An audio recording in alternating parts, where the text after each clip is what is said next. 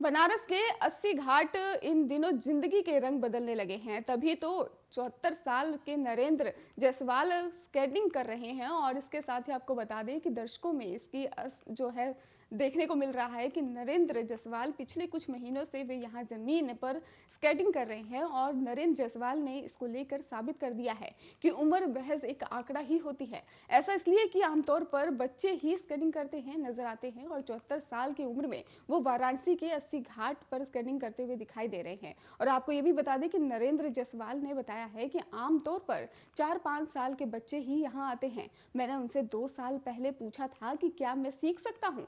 वो अवाक रह गए थे और उन्हें ये नहीं लग रहा था कि मैं सीख पाऊंगा, लेकिन फिर उन्होंने मुझसे सुरक्षा गियर पहनाए और मेरा जो बैलेंस चेक था वो किया। इसके साथ ही उन्होंने महसूस किया कि मैं सीख सकता हूं। और आपको ये भी बता दें, उन्होंने ये भी कहा है कि बनारस के स्केटिंग में के लिए सुंदर जगह है और उन्होंने ये भी बताया कि हमारे यहाँ प्रसाद घाट पर एक जगह है लेकिन वो बहुत छोटी है। मोदी को लेकर पूछे गए एक सवाल के दौरान उन्होंने कहा कि एक स्पोर्ट्स प्लेयर है, मुझे राजनीति के बारे में ज्यादा जानकारी नहीं है, लेकिन मैं पीएम मोदी को इंसान के रूप में देखना चाहता हूँ। और इसके साथ ही उन्होंने ये भी कहा कि स्केटिंग को लेकर सवरा सिंह ने यह भी बताया है कि मुझे गंगा नदी के पास स्केटिंग करना पसंद है। मैं बहुत कुछ देर के लिए बैठ जाता हूँ, जब मैं गिरता हूँ और फिर से स्केटिंग करना शुरू कर देता हूँ। बच्चों का कहना है कि गंगा के तट पर स्केटिंग करने के आनंद आता है और आधरदिया ने यह भी बताया है कि इसके अलावा पेंटिंग करना भी पसंद करते हैं।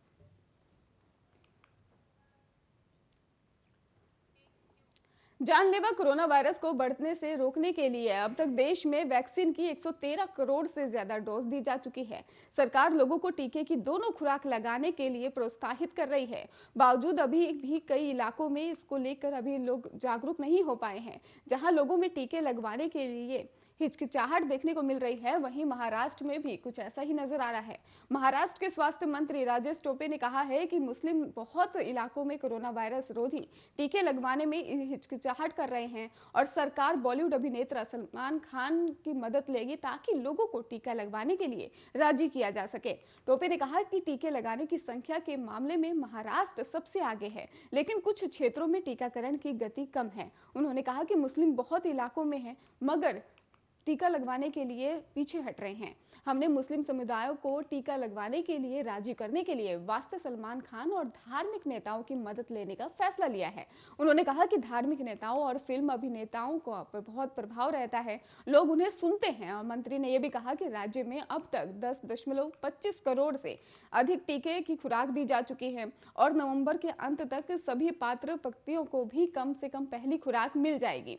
कोरोना वायरस संक्रमण की तीसरी लहर की आशंका के बारे में टोपे ने कहा कि विशेषज्ञों के अनुसार महामारी का चक्र 7 महीने का होता है, लेकिन बड़े पैमाने पर टीकाकरण के कारण अगली लहर गंभीर नहीं होगी। उन्होंने कहा कि लोगों को कोविड सुरक्षा प्रोटोकॉल का पालन करना चाहिए और टीका लगवाना चाहिए।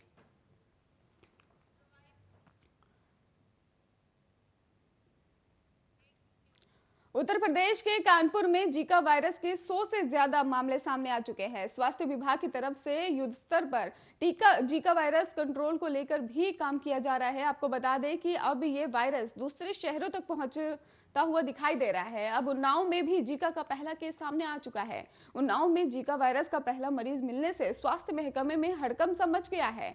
इस मरीज को कई दिन से बुखार आ रहा था और 3 दिन पहले कानपुर में इस मरीज के सैंपल की जांच की गई थी, जिसमें मरीज के जीका वायरस संक्रमित होने की पुष्टि हुई है और मरीज को इलाज के लिए अस्पताल में भर्ती करवाया गया है। साथ ही संक्रमित के घर के आसपास दवाओं का छिड़काव भी किया जा रहा है। दरअसल गंगा घाट कोतवाली क्षेत्र के मिश्रा कॉलोनी में रहने वाले राजेश पेशे से मजदूर हैं। राजेश कानपुर के लाल बंगला में ही एक धागा फैक्ट्री में काम करते हैं। पिछले 1 हफ्ते से उन्हें बुखार था और आंखों में जलन जैसे लक्षण सामने आए थे।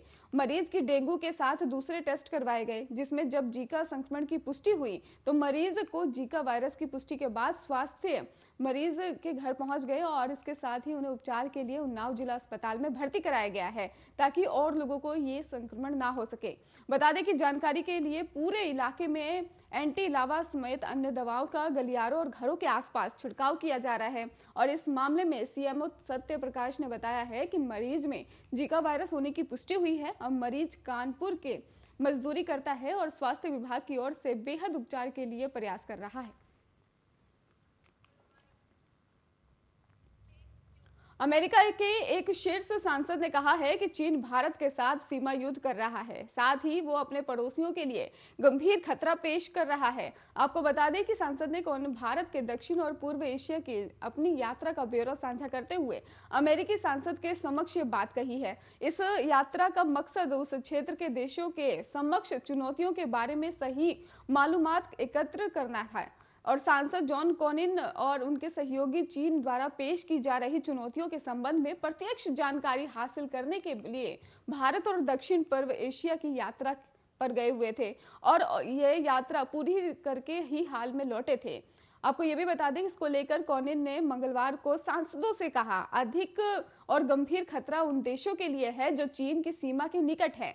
उन्होंने कहा कि क्षेत्र में खतरों और चुनौतियों के बारे में सही से समझने के लिए पिछले सप्ताह मुझे कांग्रेस के एक प्रतिनिधि दल की दक्षिण पूर्व एशिया की यात्रा की अगुवाई करने का मौका मिला है और चीन अंतर्राष्ट्रीय जल क्षेत्र में नौवहन की स्वतंत्रता को खतरा पैदा कर रहा है और साथ ही अपने लोगों की भी मानवाधिकार के घोर उल्लंघन कर दोषी कर रहा है।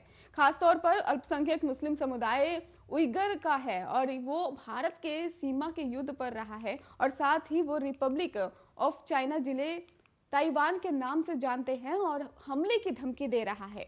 कोनिन ने कहा कि उन्होंने भारत की यात्रा की जहां चीन की ओर से पेश खतरों और अन्य साझा प्रतिमाओं का बातचीत करने की भी प्रधानमंत्री मोदी और मंत्रिमंडल के अधिकारियों से मुलाकात की है। अमेरिकी सांसद ने कहा कि यात्रा के दौरान चर्चा का एक अहम मुद्दा ताइवान पर चीन के हमले की आशंका को जुड़ा हुआ है।